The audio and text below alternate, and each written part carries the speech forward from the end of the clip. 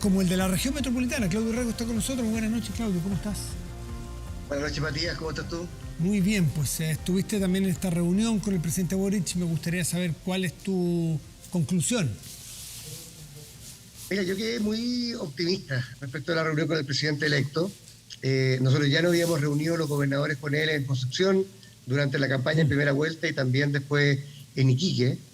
Y fue muy gratificante que él confirmara en una reunión privada con los 16 gobernadores y gobernadoras lo mismo que había dicho en campaña. Es decir, que él creía profundamente en un país descentralizado, que siendo una persona de región quería terminar su mandato con menos poder del que parte, precisamente porque ha sido capaz de entregarle más poder a los territorios, que él considera que son la clave para salir del subdesarrollo y crear más equidad territorial, o dicho en negativo, que el centralismo es probablemente una de las grandes causas del subdesarrollo de Chile todavía, y que este proceso que si bien está partiendo y que va a tener que ser gradualmente implementado, es muy importante para el futuro del país. Así que quedamos muy contentos. Nosotros le hicimos un planteamiento, como probablemente te lo planteó ayer Jorge Díaz, que tuvo la reunión, respecto de medidas inmediatas, que eran administrativas, otras de una ley corta, que se podría hacer en los primeros 100 días, y otras más de una ley larga, que son transformaciones más profundas.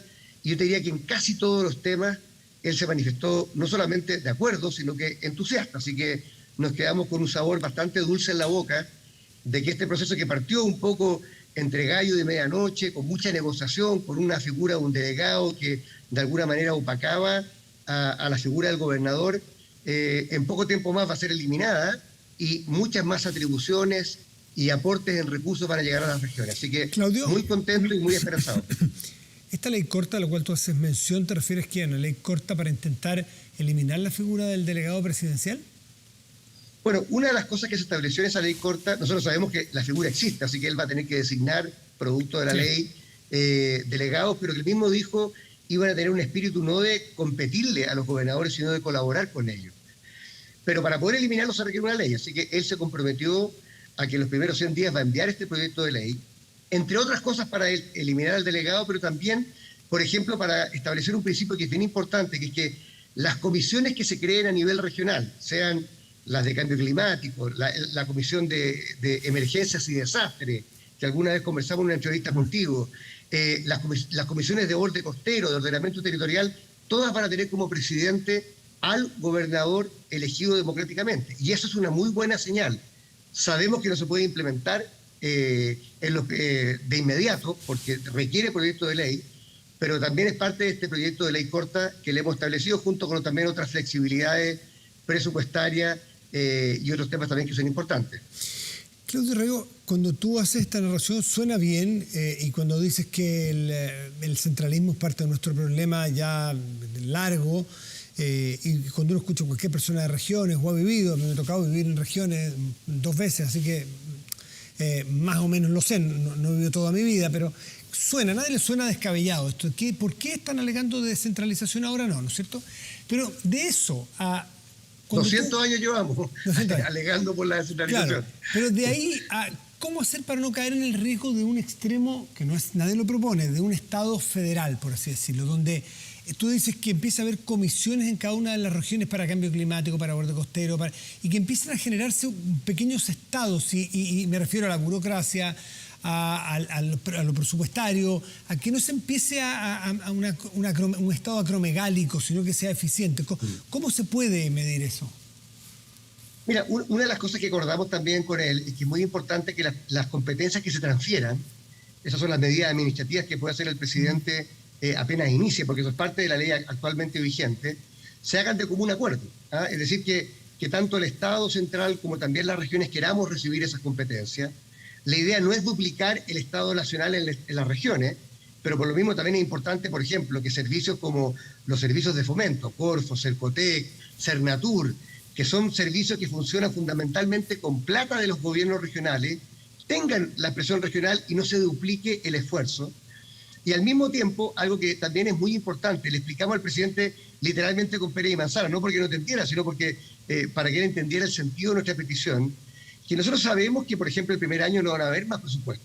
Eso está establecido por la ley. Y probablemente, habida las restricciones presupuestarias del país no vamos a tener grandes aumentos, aunque en el largo plazo sí queremos que se aumente el porcentaje del gasto público que se decide en la región.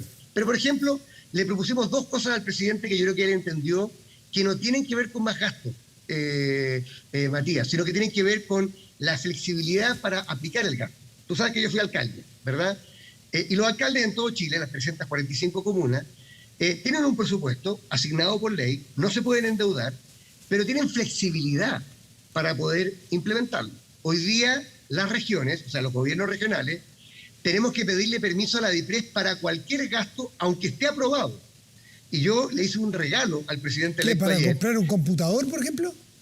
Por ejemplo, yo le hice un regalo de un decreto que yo tuve que firmar hace un par de meses, pidiéndole a la Dirección de Presupuesto que me autorice comprar un computador que está autorizado en la ley de presupuesto, que está aprobado por mi Consejo Regional y que además va a demorarse 2 o 3 meses en ser tramitado.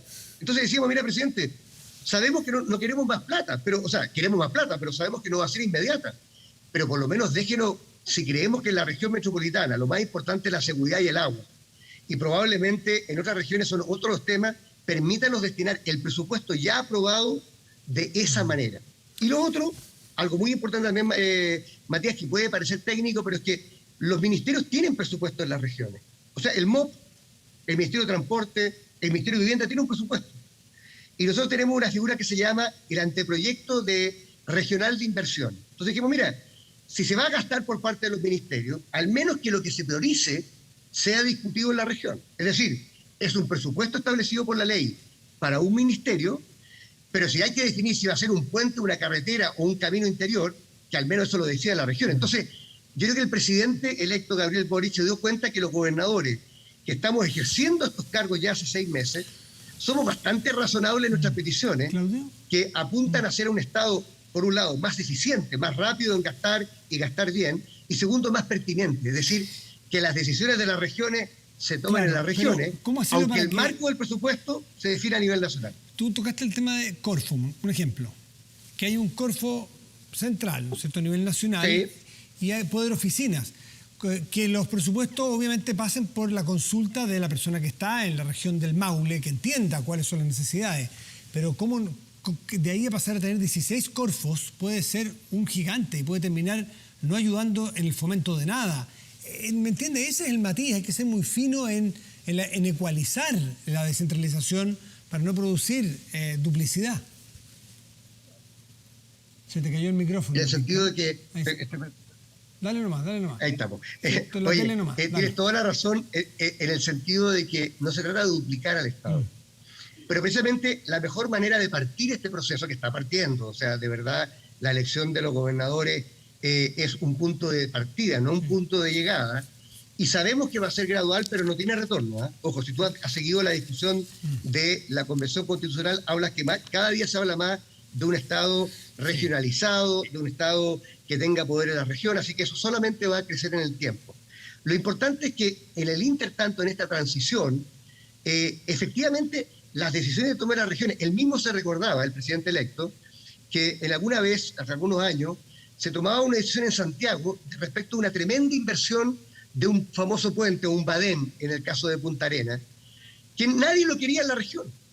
Y la región tenía otras prioridades. Entonces, no se trata de aumentar el presupuesto, ni de hacer un Estado megalómano, se trata de acercar las decisiones públicas de inversión a la pertinencia de los territorios. Y créemelo, yo lo viví en el tema del transporte, ese día de las elecciones.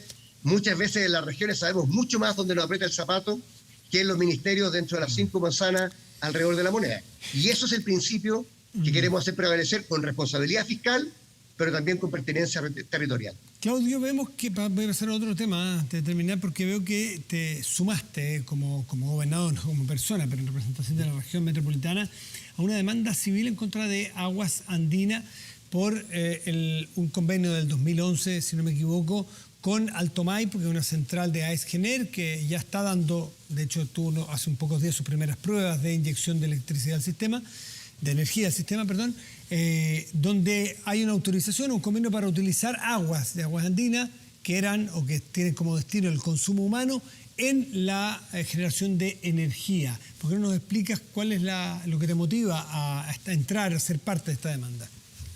Mira, Matías, yo diría, el principio fundamental es que el principal desafío medioambiental y de sustentabilidad de la ciudad de Santiago y la región metropolitana es el agua.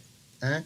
Tenemos una sequía que dura 12 años, tenemos un cambio climático que no es fake news, que está aquí, y tenemos caudales de ríos que tienen cada día menos agua y glaciares que tienen cada día menos extensión. En ese sentido, queremos afirmar que con el agua no se juega. Entonces, cuando el Estado chileno, la sociedad, le entrega a una empresa como Agua Andina una concesión de giro único, que es el garantizar y proveer de agua potable a la región metropolitana y asegurar la provisión, creemos que no es legal que con esa misma agua andina, por bien intencionada que sea, pueda hacer negocios aledaños y complementarios que no tienen que ver con el giro. Yo ponía un ejemplo el día de la mañana. Si te garantizan que no se pierde, Claudio, y si se garantiza que esa agua no se pierde... Primero es un tema legal, Matías. O sea, la pregunta es, ¿tiene la facultad legal de poder hacer negocios complementarios? Te voy a poner un ejemplo, para que la gente entienda en televisión. El giro único no lo tiene, si tú lo dices. Bueno, entonces yo diría lo siguiente. Lo primero es, si a ti te entregan la administración de un hospital, es legítimo que tú digas, oye, yo en las noches voy a arrendar el hospital que no se está ocupando para hacer fiesta, pero le aseguro que en la mañana va a estar limpio.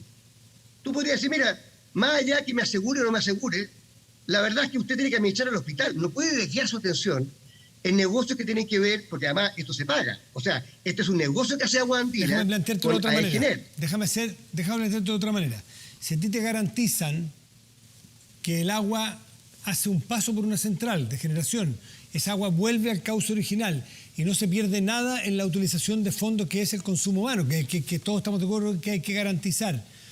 El que rente o que genere otra renta, en principio está mal, y que yo te lo podría plantear, no. ¿Por qué no se utiliza la baja de las tarifas al consumidor final, por ejemplo, esa renta de la misma agua?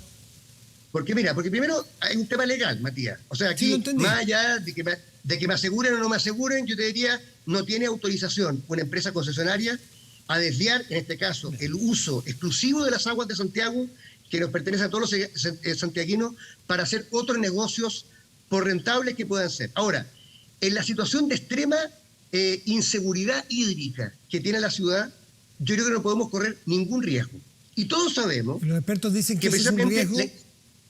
Yo creo que es un riesgo, porque de hecho la intervención, Matías, del cauce del río Maipo, de donde viene el 80% del agua, genera riesgos. Genera riesgos para el ecosistema, genera riesgos, de hecho han habido muchas filtraciones en las cañerías de Alto Maipo. Y en tercer lugar te diría yo, o sea, en una situación, de abundancia de agua, yo te diría quizá este segundo argumento, a pesar de que el legal se mantendría, podría ser quizás menos importante, pero en la situación de extrema inseguridad hídrica, de hecho estamos hablando ya de protocolos de eventuales racionamientos en el caso que se perpetúe la sequía en Santiago.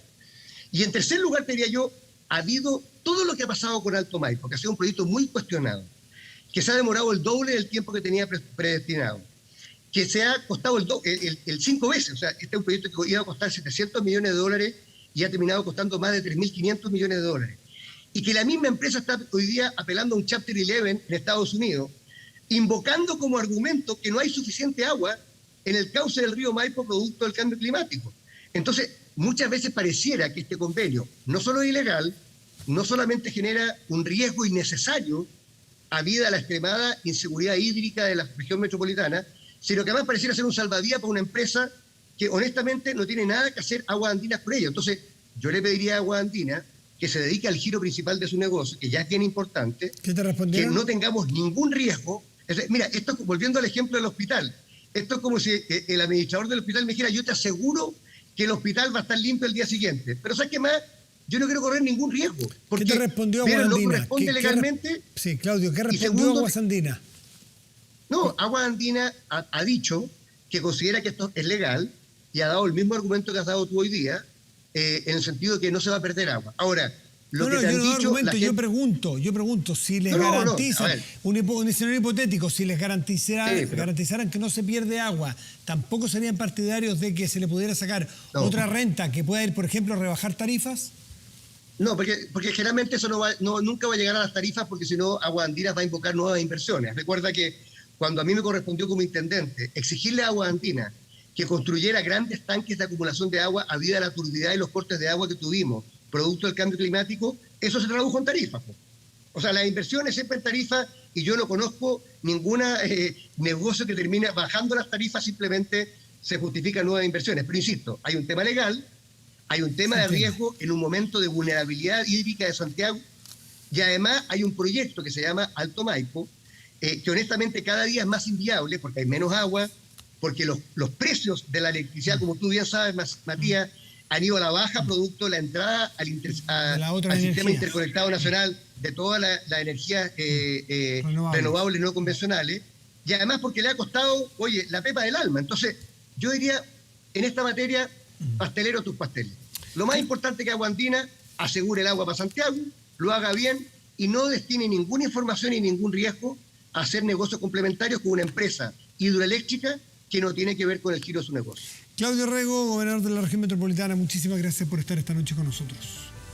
Un abrazo, Matías, que esté muy bien, buenas noches. Gracias como siempre. Pausa y volvemos, esperemos.